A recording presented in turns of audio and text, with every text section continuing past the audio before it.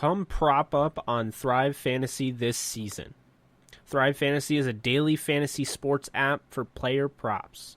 They have eliminated the need to do countless hours of research because they only ask you about the top-tier athletes in a respective sport. Choose 10 out of the 20 player prop options to build your lineup. Each prop has a fantasy point total associated with the over or under based on likelihood to occur. The more points a selection is worth, the riskier it is. Rack up the most points to win a share of the prize pool. Now, for a limited time, use promo code DTSN when you sign up today. You will receive an instant $20 bonus on your first deposit of $20 or more. Download Thrive Fantasy on the App Store or Play Store, or visit their website, thrivefantasy.com, today and sign up. Aaron Donald creates the fumble. Goes crashing into the end zone. It is intercepted by Jalen Ramsey. Robert Wood, touchdown, LA! Picked off by John Johnson. Caught, touchdown, Tyler Higbee. It's Michael Brockers who gets there. A'Shawn Robinson. Cooper Kupp plucks it out of the air. Taylor Rapp, who had one taken away, will take this into the end zone. Henderson with a good run and a first down, still on his feet. Safety in the arms of Leonard Floyd. Up top, touchdown, Van Jefferson. Terrell Lewis. Everett a stride. Wow! Hit behind the line. Terrell Burgess, 26. Here's Bryson Hopkins at the goal line and in for his second touchdown. Malcolm Brown into the end zone. Abu Khan with the strip sack. Taken off by Troy Hill. Akers with a stiff arm. Akers into the end zone. Cam Akers. LA will play for the Lombardi. Welcome back, guys, to another Downtown Rams podcast. It is episode 307. I'm your host, Jake Ellenbogen. Unfortunately, unable to join me today is Alexis Kraft. She is out of town, so she will not be a part of this show, but don't worry, guys. She is still part of the show. She just won't be on this episode. All right, well, we have a lot to talk about. Before we get started, as always, if you like what you hear, be sure to subscribe and leave a review wherever you get your podcasts. With that being said, we are going to be talking about everybody's favorite time of year, unless you're, in this situation. We're going to be talking about the cuts coming up. And, it's coming up this Saturday, 4 p.m. Eastern Time. You will see roster cuts. Teams are, basically, cutting down the rosters from 80 players to 53. And on top of that, we have a 16-man practice squad that teams are going to have to finalize on Sunday, so the day after. There's a lot to discuss here. So this is going to be your Los Angeles Rams 2020 53-man roster projection by yours truly. So I'm going to be going through each position. I'm going to tell you exactly how I feel about each position. And then at the end, I'll give you the 53-man roster as we go. And then I will read you, or not read you, but I'll tell you, my projection for a 16-man practice squad. Now, if I get all these right, I don't know, I guess I'm the Oracle. But that is not my intention. My intention is to kind of find a way to, give people the best, idea of what could happen, for the Rams in this 53-man roster cut down. Now, I look at everything that's going on, and, it's an interesting year because right off the cuff, the Rams had to, cut down from 90 players to 80 players. And, because of that, it created a little bit of dismay because you had to release 10 guys without even seeing them play.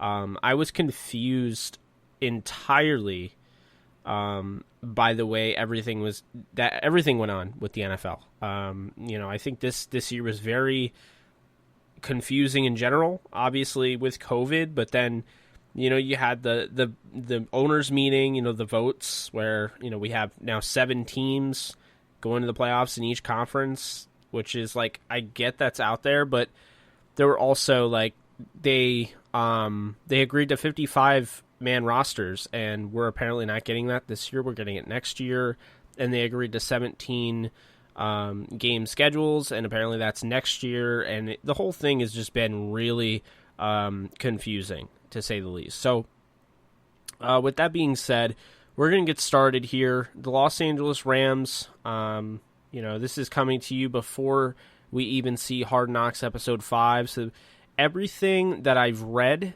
and I will contribute to friend of the podcast, Joe Curley of the Ventura County Star, Jordan Rodrigue of The Athletic, and then what we've seen in Hard Knocks, and, the official Rams site, and just, my general knowledge of the Rams and the players as I scouted all of them before any of them even took the field, in camp.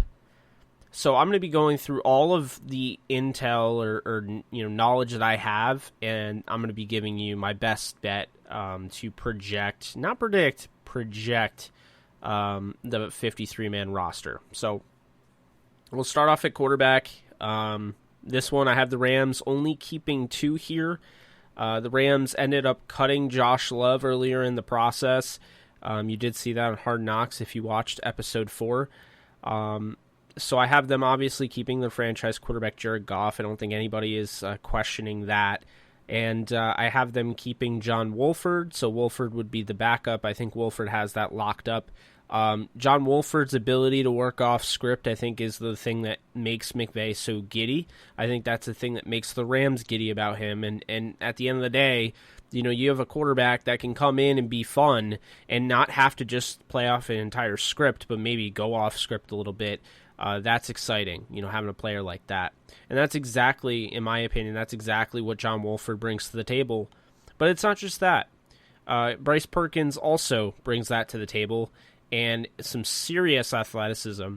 A guy that I believe ran in the 4.5s. He's pretty much a running back masquerading as a quarterback, except he's actually a pretty good quarterback, so I can't even say that.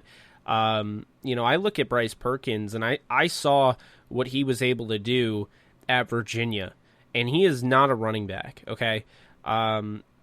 Basically I was saying that in a way to kind of show you how people view him, but this is not a running back masquerading as a quarterback. This is a legit quarterback that has running back ability, with his arm strength. And you guys know how I feel about Bryce Perkins at this point. I'd imagine his ability to work off schedule, his ability to break tackles, his ability to keep the play going.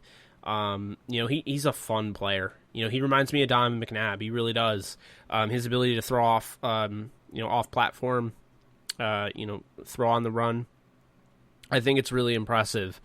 Unfortunately, the Rams are in a little bit of a predicament. With this new scheme, this Vic Fangio-based scheme that Brandon Staley's most likely going to run, I think because they're installing this brand new scheme and there's a lot of new guys, I think that they're going to have to put a premium on defense. And so for that reason, they're going to have to make some cuts. And Bryce Perkins is the first cut. That's hard to do. First off, he's a friend of the show. Second, I love Bryce Perkins as a long-term developmental quarterback. I personally had him in my top 10 in the 2020 NFL draft. So to cut a top 10 quarterback from this draft class that you got for literally nothing in free agency, that's tough, but hey, I don't see them keeping 3. If they do, it would be great. I would absolutely love Bryce Perkins to stay on the roster, and I think they could use him in like wildcat formation and things along that nature, but at the end of the day, Bryce Perkins is probably going to be their number 1 practice squad guy. And they have 4, the way it works is, so you have 16 practice squad spots, and you have 4 slots that you can protect, and you have 6 of the 16 that can be a player of any sort of veteran experience. So I think that's really interesting. They added those this season. I like them. I don't know if they're permanent. I think it's more so just based on everything that's going on, but I like those additions. So Jared Goff, John Wolford, they keep 2. They cut Bryce Perkins. Perkins is going to be my first bid onto the practice squad. Moving on, we have the running backs here, and I think this is one of the more underrated running back rooms in all of football. This may not be your best running back room because they don't have a true superstar yet. We haven't seen Cam Akers and Darrell Henderson. Who's to say he can't become something? So I'm not going to say that, but right now they don't have a superstar. They have a lot of really good talent. Malcolm Brown, Cam Akers, Darrell Henderson, Xavier Jones, and John Kelly. So I have Malcolm Brown as the starter week 1. I don't think that will last very long because I think Cam Akers will become the starter. Darrell Henderson will kind of be the go-to, pass catcher out of the backfield. I think Malcolm Brown will be your short yardage situation guy. And then I think the Rams are going to keep Xavier Jones. And I think they're going to cut John Kelly. Here's the thing. John Kelly, 6th-round pick in 2018. Since the Rams have drafted a 3rd-round running back and a 2nd-round running back. That's not a good sign. And to me, Xavier Jones is he's a fun back. But the thing I like the most about Jones is the fact, keep this in mind, with the unprecedented 2020 NFL draft pre-draft process, Xavier Jones, who I think is more of like a 5th-round talent, who should have been drafted 100%, well, he wasn't invited to the Combine, and because of everything going on with COVID, he wasn't really able to test, at those events, the Pro Day and everything. So I think because of the lack of exposure, a guy like Xavier Jones, and you'll see this is going to be a common pattern throughout everybody I go through, or most of the positions I go through. These UDFAs should have been drafted, and Xavier Jones, I think the Rams reap the rewards here. I'm going to dub him as X-Man. I'm just saying that right now. I'm calling him that. I know people call him X. I'm going to call him X-Man. Yet again, another Rams SMU running back, Xavier Jones. Aaron Donald said he was really impressive in the second scrimmage. He stood out to him. So I like the explosive ability, the long speed. I think he's better than Kelly in that regard. I think he offers pop behind his pads as a pass protector. He's just a fun player. And he's not going to have to do a whole lot because Malcolm Brown, Cam Akers, and Darrell Henderson, but he's for the long term. You want a guy like that to develop. And if you have eventually Malcolm Brown's out and you have Akers, Henderson, and Jones, you're going to be pretty good. So John Kelly gets the axe here. John Kelly would be my first bet to bring onto the practice squad to use that, that 6th, the 6 designated guys with the veteran experience on the practice squad. He'd be my first. Kelly, I don't really know how much upside he offers at this point. He hasn't really showed anything in the NFL except for preseason. But there's no reason to cut him when you have 16 spots on a practice squad, or no reason to let him go completely. So I would at least put him on the practice squad. I do like him. I like his balance. He has ability as a pass catcher. I just question, how much upside he truly has. And he doesn't have a ton of speed. So I that's my only thing on that. But Malcolm Brown, Cam Akers, Darrell Henderson, Xavier Jones, we go with 4 running backs. And that might have been the reason, I had to cut Bryce Perkins here, but that's kind of the direction I think I'm going to go here. And then wide receivers now.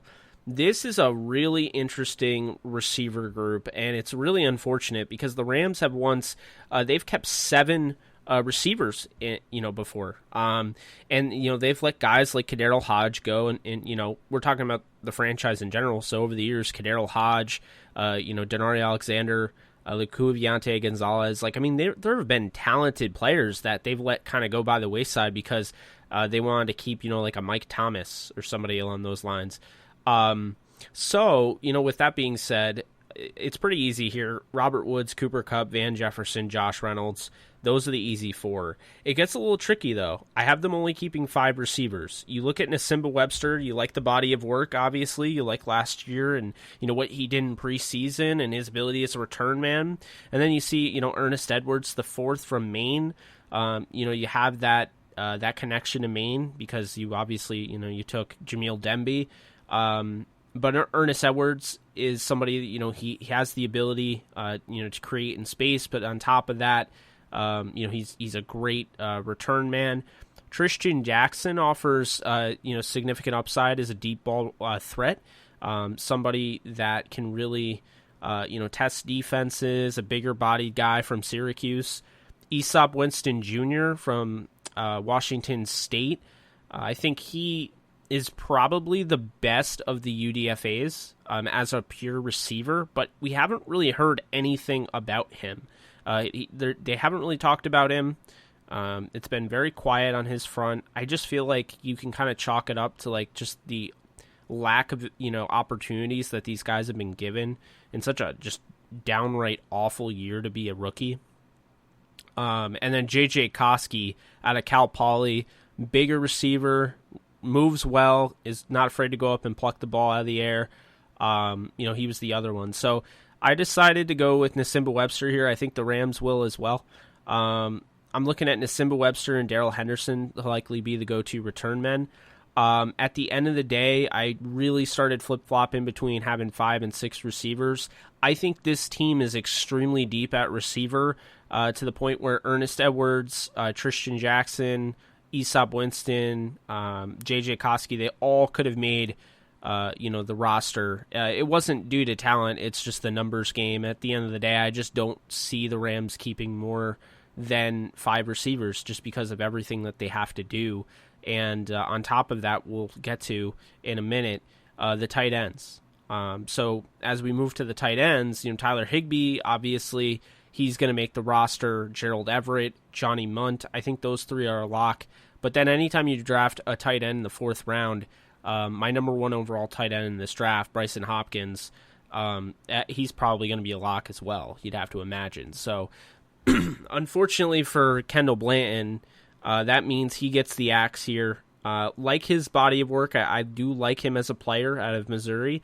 2-year vet, or 2 years in the league, but I see him more as a practice squad guy this season. I don't know if he can contribute as well as any of the top 3, and Bryson Hopkins I feel like has immunity because he was a higher pick.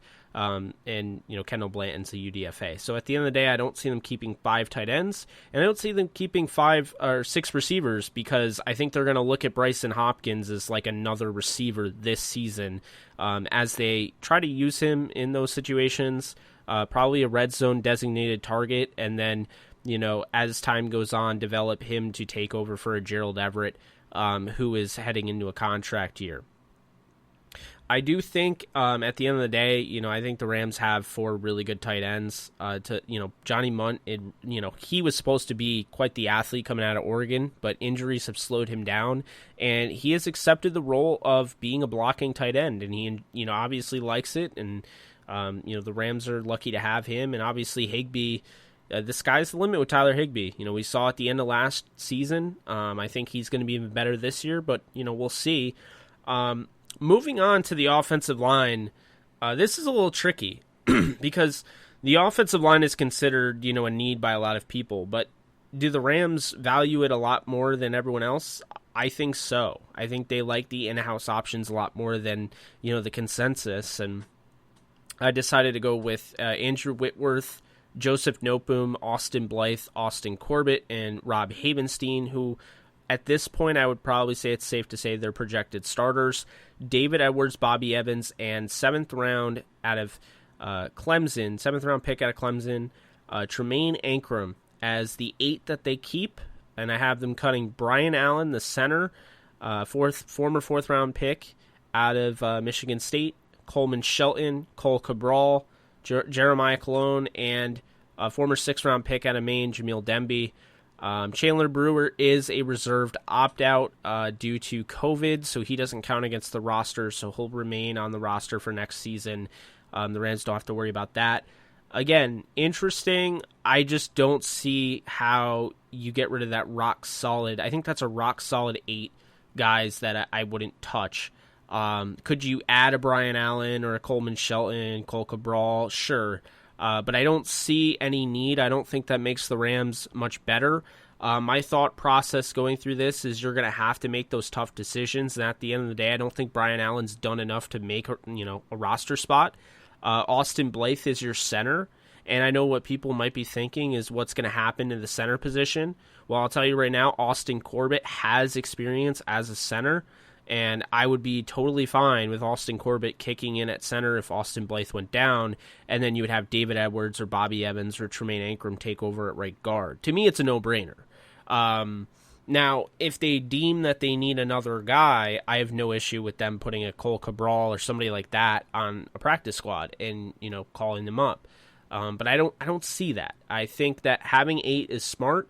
I think having, two versatile centers that can play guard or center in both Austin's Blythe and Corbett makes a lot of sense and allows you to do, extra things. Having these guys cross-trained also helps. They're pretty much all guard tackles at the very least. So, I like this 8. I could be wrong. Again, I'm not trying to necessarily predict, but I'm telling you what makes sense and what the Rams could do. So that's kind of, how I'm looking right now. I just don't think Brian Allen's done enough to make the roster. And again, I could totally be wrong. But I think this is the way that the Rams will end up going. And this is the way the Rams should go. Moving on, we have the defensive line. Now, the Rams' defensive line is interesting because they're dealing with an injury or, a non-football injury list guy in A'Shawn Robinson, who's considered active non-football injury, so he's not on the non-football injury or /PUP list, so he doesn't have to sit out the first 6 games of the year. However, if the Rams do not place him on that list, the Rams have to keep him on the 53-man roster. So it's tough because do you want to hold on to a guy that's hurt? I mean, a guy that's not going to play for you? That's the question. And it's an important one to answer. And, I look at this and I see Aaron Donald and Michael Brockers and Sebastian Joseph Day and Morgan Fox, Greg Gaines, Marquise Copeland, and I think all 6 of those guys are a lock in my opinion. Marquise Copeland has gotten some reps with the ones. Gaines has gotten some reps with the ones. Morgan Fox is really well liked. Sebastian Joseph Day had a pretty good year last year, isn't going anywhere. And then obviously Donald and Brockers. A'Shawn Robinson, I'm hoping, comes back soon. But at the end of the day, I think the Rams are going to place him on the physically unable to perform list. And what that does is it makes sure that he can't play for 6 games, or he has to sit out for 6 weeks. But the good news about it is that he doesn't count against the roster, and they don't have to hold on to a damaged player. So I don't know where he's at. I don't know if they're trying to get him back before the season. But I'm operating under the idea that they'll eventually cave and place him on the physically unable to perform list, which would grant Marquise Copeland the nod onto this roster. If A'Shawn Robinson was healthy, I don't think Marquise Copeland makes the roster. So, obviously that depends on that. I do have them cutting Jonah Williams, Michael Haucht, and Eric Banks, although I have, I do think, at least one of them, maybe 2 of them, could make it onto the practice squad. I think Michael Haucht is the most interesting to me, has a nice build for the defensive tackle spot, whereas Jonah Williams is built more like Morgan Fox, the 270 build. But I really like Hawk's build, and he is a supreme athlete. So the way I see it is, I could probably lean towards Haucht for the practice squad. Moving on, the outside linebackers. Now, this is really tricky and confusing because what we're dealing with right now, the most recent news, is that Terrell Lewis is injured. Now, I'm recording this on a Wednesday night, so this can change after I record this. Terrell Lewis could be out for the year. Terrell Lewis could be fine. I don't know. All I know right now is that McVay said that he had something come up and they're going to check it out with his knee, which doesn't give me any hope whatsoever. Assuming he's not going on any sort of list and has to stay on the 53-man roster, he's going to make the 53-man roster. Alabama, outside linebacker, 3rd round, he's making it. So for outside linebackers, I have the Rams keeping 6. That would be Leonard Floyd, Terrell Lewis, Samson Ebukam, Obani Okaranko, Jakai Palais, and Natrez Patrick. That would also mean the Rams would be cutting Justin Lawler, a former 7th-round pick at SMU, and Josh Carraway, a veteran that's been around the league a little bit at a TCU. Josh Carraway had an impressive preseason last year until he went down with injury, season-ending injury, and Justin Lawler was expected to get a serious amount of reps last year, with the defense, and he also went down with a season-ending injury. So the way I see it, Leonard Floyd and Terrell Lewis will start across from each other, assuming Lewis is healthy. If Lewis is not, I think you have to look at Samson Ebukam, Okaranko, and Polite battling for that job, and likely it would be a rotation-based. Jakai Palais today, according to the Rams.com, was taking reps against the number one offense today.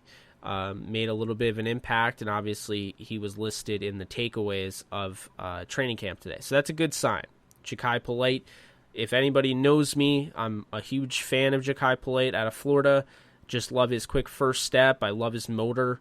He didn't test well at all. But at the end of the day, football isn't all about testing. It's not all about how fast you run in shorts and a t-shirt. It's not about how quickly you move. You don't want to fall for that, because when you fall for that, you end up like 31 other teams that don't have their paws on DK Metcalf. So that's kind of my thoughts on that. I'm not really worried about the testing. Jakai Palais has a home here with the Rams, and I think firmly he's a lock to make the roster now. I don't think anybody could talk me out of it. Just what I've seen over the last few days, I feel really good about Palais, especially now if Lewis is hurt. Jakai Palais is going to have a run for his money, but I think that there's a lot to take in here. Leonard Floyd is somebody that the Rams are really excited to bring in around that $10 million mark. He played under Brandon Staley. Staley at the time was the linebackers coach for Vic Fangio's defensive coordinator, his staff in Chicago. So Leonard Floyd played across Khalil Mack, and now he's going to play with another supreme, player on defense, and Aaron Donald. So I think Floyd isn't the pass rusher that you'd like. If he's replacing Fowler, he's not going to replace Fowler the way Fowler plays. Fowler is a speed rusher. Leonard Floyd is somebody that's going to set the edge. He is very good against the run. He's stout. He's a solid pass rusher. I think maybe he gets better this year, and maybe has more of a chance to shine, but I would probably say, you're going to get your best Leonard Floyd the way he stops the run. In addition to that, Samson Ebukam's really bulked up this season. He doesn't have the length of Leonard Floyd that Brandon Staley was, really raving about. But Ebukam is quick. He's a very, very good athlete. And I think, his build this year, the fact he was able to really bulk himself up, I think could mean something for him moving forward. Obani Okaranko has dealt with a foot injury, it seems like his whole NFL career, but he has shown flashes of being a very good pass rusher. He was somebody I had a second-round grade on coming out of Oklahoma. I love his, inside spin move, his outside spin move. I love his dip. I think this guy can be a starter in the NFL. Jakai Palais, what can you say about the guy? I mean, you watch him at Florida, and everything that's gone on, it just doesn't match the tape, and that's why I just reject what happened. Seattle, I don't think, gave him much of a chance when he went on their practice squad, and I think the Jets just were inept, and they, at the end of the day, they just didn't handle it well with a third-round pick. Now, don't get me wrong, I've heard that he had some tardy issues with the Jets and was fined accordingly, but you got to work with, the third-round rookie, the guy that fell into your lap, in my opinion, and they didn't do that. So another person's trash because of another person's treasure, and the Rams are going to be they're going to be reaping the rewards for that with Jakai Palais. So I have no doubt about that. And then Natrez Patrick had a really good preseason last year, somebody that offers versatility both inside and outside backer. So I really like him. I think, the athleticism is there, and I think it's kind of a no-brainer when you have that versatility.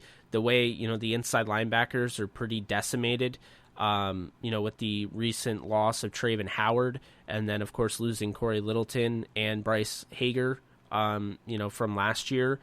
I just feel like at the end of the day, Natrez Patrick having that, that experience to play both positions could help in the long run. with that being said, moving on, we have the inside linebackers. I went with 5 of them. I kept 6 outside, go with 5 inside linebackers here. Micah Kiser, Kenny Young, Troy Reeder, Christian Roseboom, and Clay Johnston. And then I had the Rams cutting Daniel Batuli and Derek Moncrief, who they just signed. And Travon Howard, of course, is going to IR. So the way I see this going, Kiser and Young are probably going to start off as the starters. Keep this in mind. The Rams are going to be utilizing Taylor Rapp. They're going to be utilizing Terrell Burgess. They're going to be utilizing Jordan Fuller, David Long Jr., so they are going to have a lot of defensive backs on the field. So I don't know how long the Rams will have 2 linebackers. I could see them going with some wonky looking sets. But at the end of the day, I think when you have 2 linebackers on the field, Micah Kiser and Kenny Young are who they feel comfortable starting the season with. They have opted not to go outside of the organization. Sean McVay doesn't believe they will. Micah Kiser, Kenny Young start, and I think Troy Reeder and Christian Roseboom are your next up. Troy Reeder started 8 games last year, a UDFA out of Delaware, and Christian Roseboom is a UDFA out of San Jose State. He's the all-time leading tackler at San Jose State for the Jacks, and he is a very fun prospect to watch. I really liked him coming in. Blaine Grisack at Downtown Rams, he really, really liked him, like more than I did. And then everything that I've been hearing, just watching and, seeing, Jordan Rodrigue, her 53-man roster, how she thinks that Christian Roseboom has surpassed Clay Johnston on the depth chart, that makes me feel good about Christian Roseboom's opportunities and his chance. At the end of the day, Roseboom is somebody that he may look like Clay Matthews, and he's going to get jokes for that, but he plays with that intensity, and I think don't be surprised if maybe he ends up starting next to Kiser later on in the year. He's a very good player. Clay Johnston, I just feel like he's going to make the roster without a doubt. I don't worry about that. What I worry about is the fans, and I don't worry about fans, but the fans are putting a lot of pressure on this kid. With everything going on with Travon Howard, I saw multiple people say it's Clay Johnston's season. Here's the problem with that. He's coming off a serious knee injury 9 months ago. Okay, so he is not going to be fully ready. He's also a rookie and a 7th rounder at that. So he is a cool, long-term developmental guy who just loves football. He's highly coachable. I will imagine he's in the league for the next 12 years. But he's not somebody you rush. If you're trying to get your best value out of 7th rounders, you don't rush them. You don't throw them into the fire when they're not ready, especially coming off a knee injury. So I don't agree with throwing him into the fire like that. I wouldn't be surprised if the Rams did keep Daniel Batuli, the 6'4", 250-pound linebacker, because he offers something nobody that I have the Rams keeping on the roster has. But at the end of the day, I think they're going to go with 5 inside linebackers and kind of use the excuse that they have a Natrez Patrick, and maybe even Samson Ebukam could slide in there in an emergency. With that being said, moving on, we have the cornerbacks, and I think this is the position group that is so good. If you're a Rams fan, you realize that, and I just don't feel like the outside world is going to know.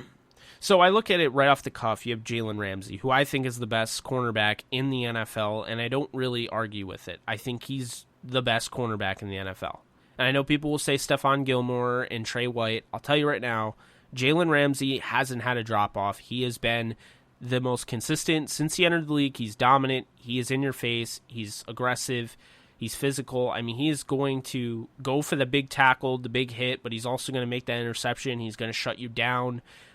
He's very well disciplined. He is the number 1 corner in the league, in my opinion. Now, with that being said, playing next to him isn't some sexy name. It's not. It's not anybody huge by name, but Rams fans know him, and some Rams fans give him a hard time, but Troy Hill, I will tell you, played really good football last season. He really hit his stride, He showed exactly why the Rams signed him gave him another contract extension. Troy Hill is the real deal as a starter. He's not a number one, but he doesn't have to be. So I'm really looking forward to him playing off Jalen Ramsey. And then, really, the Rams have Darius Williams, who was one of the hottest cornerbacks towards the end of the season last year. Darius Williams is a former UAB corner that was picked up in UDFA by the Ravens. They loved him. They wanted to keep him on the roster. Jimmy Smith was not on the roster. They had to reinstate him to the roster. So they cut Darius Williams, trying to sneak him onto the practice squad. And just like the Rams love to do, they've stolen so many players because of that, which include but are not limited to just Blake Countess with the Eagles and Marquis Christian with the Cardinals.